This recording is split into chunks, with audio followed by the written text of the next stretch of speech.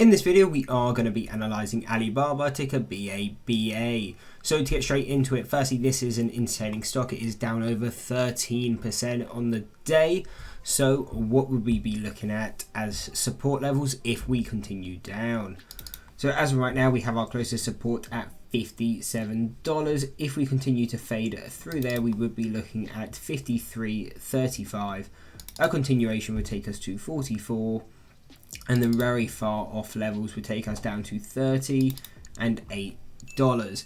So these are the support levels we would be paying attention to on the longer term time frames. And again, these levels are usually the most important ones because these will be really the strongest levels we can find. So these are the ones we prefer to look at as key support levels. So if we continue to fade, this is what we would be paying attention to. Obviously, do note though, we are already hammered really, and we're always going to see tensions between the US and the Chinese stocks. So that's always the risk and just something to always keep an eye on if you're trading something like Alibaba.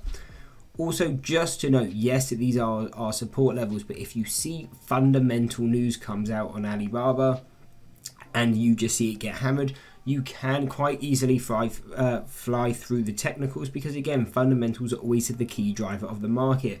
But this is actually one of the cases that you will see we move on a big gap. I'm assuming off news, but really the bottom of this move was basically our second deviation on the 6-month chart. So yes, in this case, really the technicals did catch that bottom, but that's not always going to be the case. Sometimes you will just fly straight through those levels. So do always be careful if you're looking to trade a stock, that's really moved more than 5% in a day, because if it's moved more than 5% on the day, there's probably a fundamental reason why and not a technical reason why. Now though, going on to the resistance side, what would we be paying attention to? So $70 will be some sort of a resistance as it is our first deviation. And this will kind of be a confirmation level. We would pay attention to this even if we're going to continue down on Alibaba, because we got the gap fill at 72. We got the first deviation at 70, so even if we continue down, it wouldn't be unlikely to see a continuation, or well, a pullback to this 70 and then a continuation back down. So do be paying attention to this level, and just because it gets back to that level, don't be thinking, okay, now we're definitely going into an uptrend, because it could just be its pullback location, which would be more than likely, especially considering we've just had Chinese data come out. And overall, I mean, markets across the world are just weak in general, so it's usually easier to play direction, and in this case that is more of a bearish stance.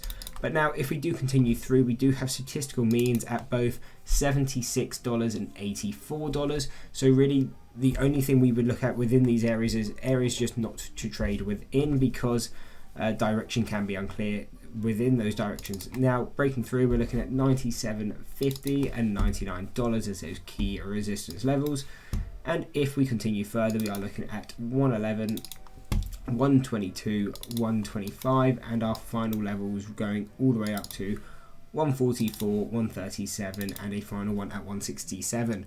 Now again, the likelihood of coming up to those upper levels, probably not all that much. We can see those upper levels are just there because if you go back a year, Alibaba was sitting at $178, but now considering we're near $60, the likelihood of pushing back there in this kind of market, not all that likely.